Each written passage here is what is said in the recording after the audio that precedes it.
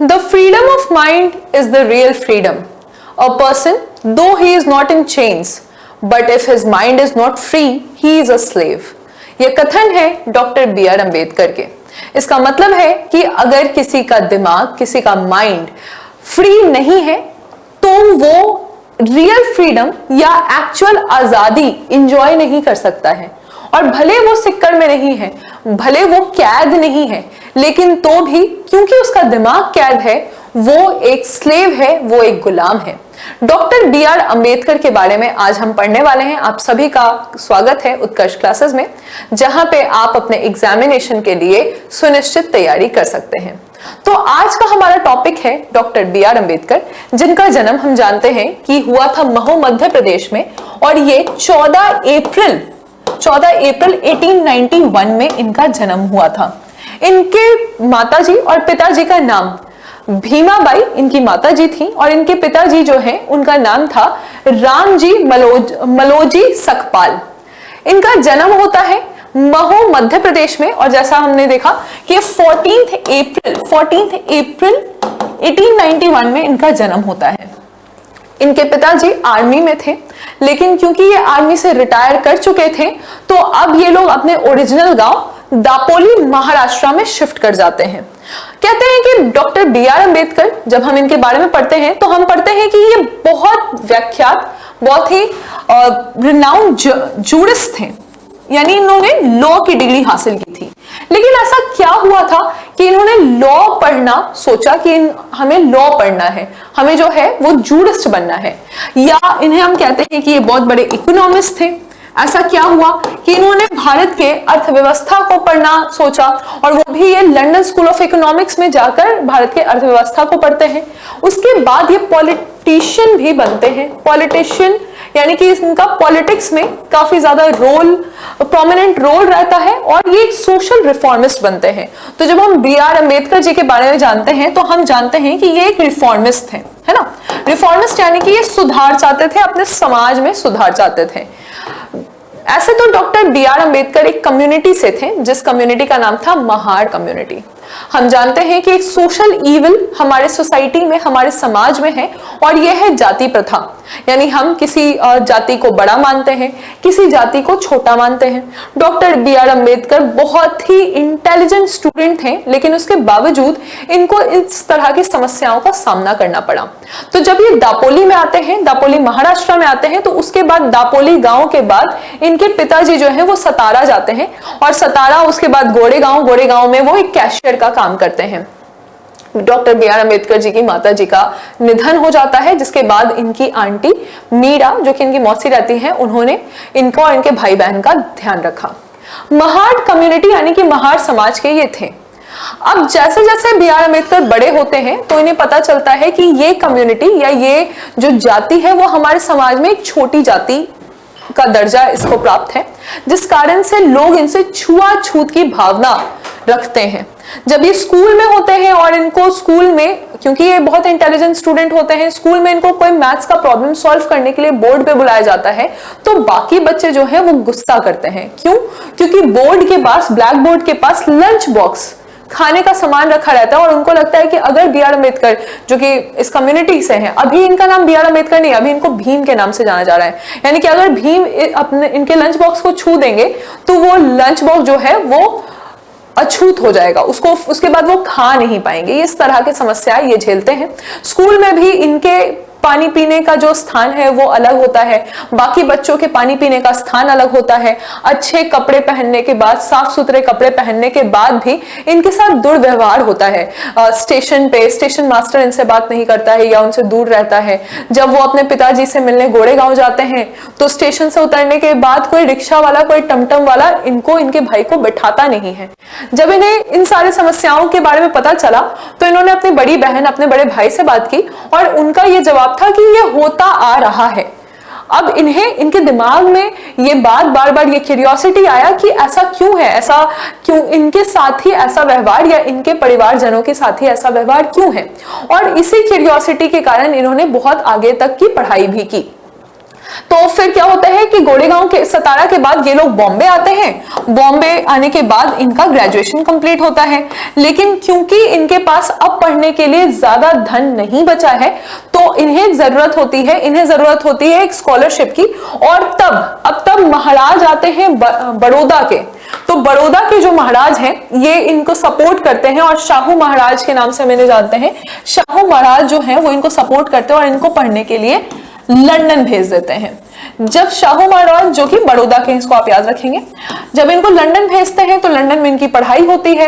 लेकिन जैसे जब भी कोई स्कॉलरशिप मिलती है कोई डायनेस्टी से या कोई महाराज के द्वारा, तो वापस से उस बच्चे को या जिस स्टूडेंट को स्कॉलरशिप मिला है उसे वापस आना होता है और वापस आके यहाँ पे सर्व करना होता है। वापस आके ये सर्व करते हैं बड़ौदा को जब ये पवाड में काम करते हैं, यानी एक ऑफिसर की तरह ये सर्व करते हैं। जब ये एक ऑफिसर की तरह सर्व करते हैं तो भी इन्हें समस्या होती है। समस्या क्या होती है? समस्या ये होती है कि जो इवन इनका जो इनके नीचे इनके जो सबऑर्डिनेट्स हैं, इनके जो क्लर्क हैं, इनको जो प्यून है, वो उनको हाथ में पानी नहीं दे रहे हैं या हाथ में फाइल नहीं दे रहे, फाइल फेंक के दे रहे हैं, या अभी भी इनके पीने का जो जल पीने का जो स्थान है वो अलग रखा गया है। ये सारे समस्याओं के बारे में ये समाज में स्टडी करना शुरू करते हैं और इस कारण से भले इनका स्कॉलरशिप खत्म हो जाता है लेकिन फिर ये यहाँ पे अपनी कमाई करते हैं और कमाई करने के बाद ये वापस लंदन जाते हैं और इस बार लंदन जाके ये इकोनॉमिस्ट और सोशियोलॉजी पढ़ते हैं, इकोनॉमी और सोशियोलॉजी पढ़ते हैं ताकि ये समाज को पढ़ सके, समाज को समझ सके। जब हमने एक जगह आपको बोला था कि अभी इनका नाम भीम है, यानी इनको बी.आर. अंबेडकर के नाम से अभी कोई नहीं जान रहा है, तो इनका नाम बी.आर. अंबेडकर कैसे पड़ा?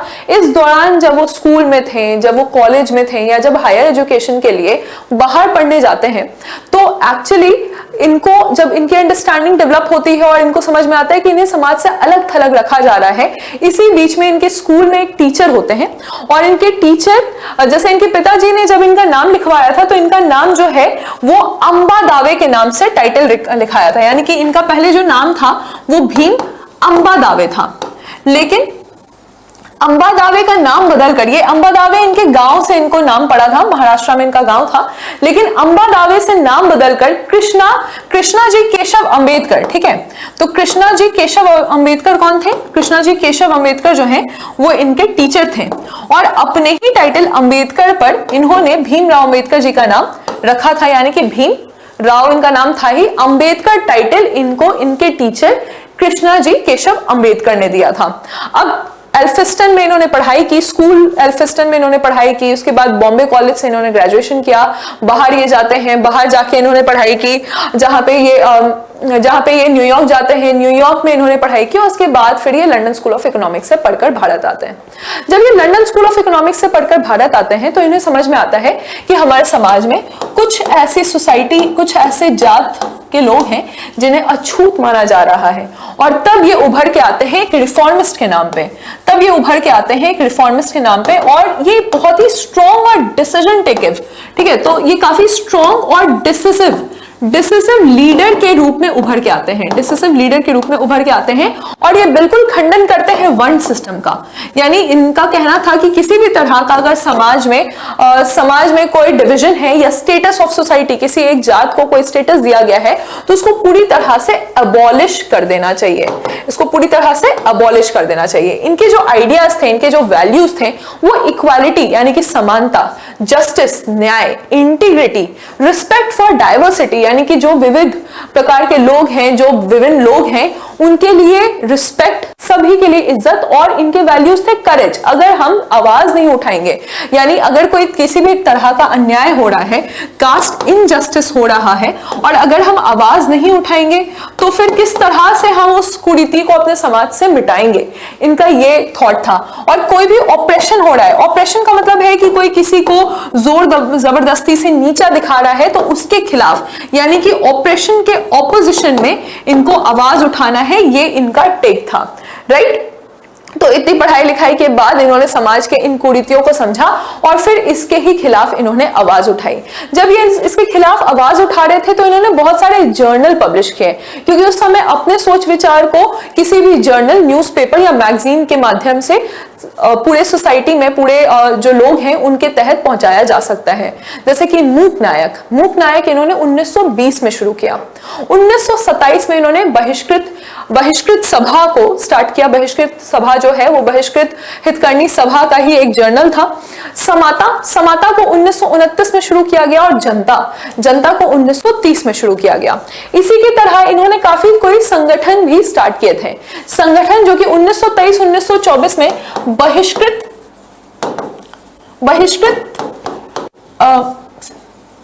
हितकर्णी सभा, बहिष्कृत हितकर्णी सभा को स्टार्ट किया इन्होंने। 1936 में इन्होंने इंडिपेंडेंट लेबर, क्योंकि इस पे भी इनका बहुत सारा स्टैंड था, तो इंडिपेंडेंट लेबर सोसाइटी को भी स्टार्ट किया, लेबर फोर्स को स्टार्ट किया। 1942 में 1942 में इन्होंने ऑल इंडिया शेड्यूल्ड कास्ट के लिए कास्ट सोसाइटी को स्टार्ट किया। ठीक है, all India scheduled caste society को स्टार्ट किया। इसी बीच में एक जो इंपॉर्टेंट चीज आपके हिस्ट्री के लिए इंपॉर्टेंट है वो ये है कि जो राउंड टेबल कॉन्फ्रेंस हुआ था, जो गोल में सम्मेलन हुआ था, इसमें 1930 में फर्स्ट, 1931 में सेकंड और 1932 में थर्ड, तीनों में इन्होंने पार्टिसिपेट किया था। 1931 में आप जानते हैं कि मैकडॉवेल रिवॉर्ड मिलता है, जिसके तहत जो हमारे समाज के हरिजन, गांधी जी जैसे कहते थे हरिजन, तो हरिजन को सेपरेट इलेक्टोरेट, जैसे पहले ही 1909 में मिंटो मॉर्ले रिफॉर्म में मुस्लिम को सेपरेट इलेक्टोरेट, और 1919 में जितने भी बाकी समाज के लोग हैं यानी कि Christian, Sikh, women, Anglo Indians, उनको सेपरेट इलेक्टोरेट यानी कि पृथक निर्वाचन दिया गया था अंग्रेजों के द्वारा। उसी तरह से 1931 में भी हरिजनों को पृथक निर्वाचन का ये आदेश दिया गया कि जो अंग्रेज हैं वो कह रहे हैं कि जितने भी हरिजन हैं वो अलग से उनका निर्वाचन होगा। गांधी जी जब वापस आते हैं, गांधी जी सिर्फ सेकेंड राउंड टेबल कॉन्फ्रेंस में रहते हैं, तो वापस आने के बाद ये यरवदा जेल में रहते हैं, और यरवदा जेल में जो कि महाराष्ट्र में है, गांधी जी ने फास्ट अनटू डेथ कर दिया था, यानी कि इन्होंने कहा था कि ये अनशन पे बैठेंगे जब तक ये चीज वापस नहीं लिया जाए।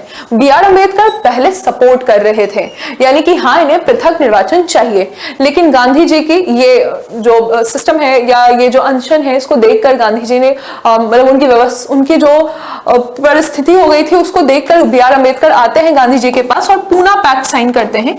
पूना पैक्ट जो कि 1932 में साइन किया गया, और बी.आर. अम्बेडकर और गांधी जी के बीच में यही पैक्ट होता है, मदन मोहन मालवीय साइन करते हैं गांधी जी के बिहाफ में, यही पैक्ट होता है कि जो भी हरिजन है उनको पृथक निर्वाचन नहीं, लेकिन उनको आरक्षित निर्वाचन दिया जाएगा, यानी रिजर्वेशन दिया जाएगा जो भी अपकमिंग इलेक्शंस हैं।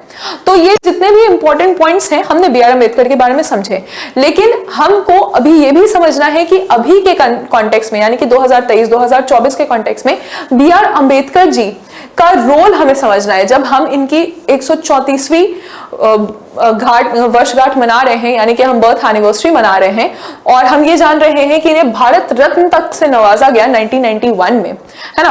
तो जब इन्हें भारत रत्न से भी नवाजा गया, तो हमें समझना यह है कि अभी के कॉन्टेक्स्ट में हम इनको किस तरह से पढ़ सकते हैं। जब हम पॉलिटी के पर्सपेक्टिव से इनको समझने की कोशिश करते हैं या लीगल पर्सपेक्टिव से समझने की कोशिश करते हैं, तो आप जानते हैं कि जब कंस्टिट्यूएंट असेंबली बना तो इन्हें ड्राफ्टिंग कमेटी का अध्यक्ष बनाया गया, यानी कि चेयरमैन रहे ड्राफ्टिंग कमेटी के, और इन्होंने ही पूरा ड्राफ्ट किया हमारे संविधान का। इस कारण से इन्हें फादर ऑफ इंडियन कॉन्स्टिट्यूशन यानी कि भारतीय संविधान का जनक माना जाता है। ये ऐसा इनको इस पोस्ट पे इसलिए भी रखा गया क्योंकि ये बाहर पढ़े थे, इनको काफी एक्सपोजर मिला था, और ये एक ऐसे कम्युनिटी से थे कि इन्होंने एक्सपीरियंस भी किया था। तो हमारे देश में लोग नहीं चाहते थे कि कोई भी भेदभाव हो और हर जगह समानता हो, इस कारण से भी इन्हें ये ओहदा मिला जहां पे अध्यक्ष बनते हैं और ड्राफ्टिंग कमेटी के अध्यक्ष बनते हैं, फादर ऑफ इंडियन कॉन्स्टिट्यूशन कहलाते हैं। इनके जो थॉट, इनके जो विचार थे वो ये थे कि equal pay for equal work. जब हम बात करते हैं अभी के कॉन्टेक्स्ट में भी, अभी हम ये बात करें equal pay for equal work, यानी कि अगर कोई भी महिला है या कोई भी पुरुष है, उनको बराबर तरीके से पैसा मिलना चाहिए, है ना।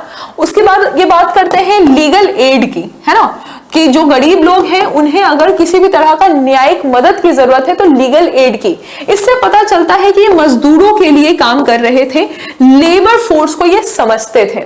उसके बाद जब हम आज के कॉन्टेक्स्ट में बात करते हैं आर्टिकल 370 को हटाना चाहिए नहीं हटाना चाहिए, 2019 में हट गया, लेकिन आर्टिकल 370 के ये हमेशा खिलाफ थे। इन्होंने हमेशा इसके खिलाफ, इसके अगेंस्ट ही बात बोली। ये नहीं चाहते थे कि आर्टिकल 370 को संविधान में रखा जाए। और आप देख सकते हैं कि उस समय इन्होंने ये बात उठाई थी और अब हम जाके आर्टिकल 370 से निजात पाते हैं।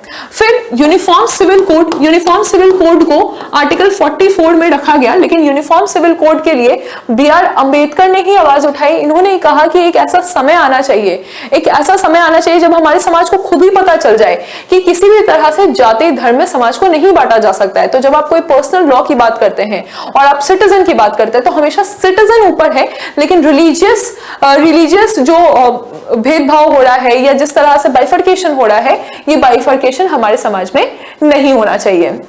उसके बाद जब हम बात कर रहे हैं, जितने भी आज के कॉन्टेक्स्ट में आप बात करिएगा, इवन इन्वायरमेंट को अगर हम बात करते हैं कि प्रोटेक्ट करना है, ये कॉन्टेक्स्ट भी उनका उस समय था।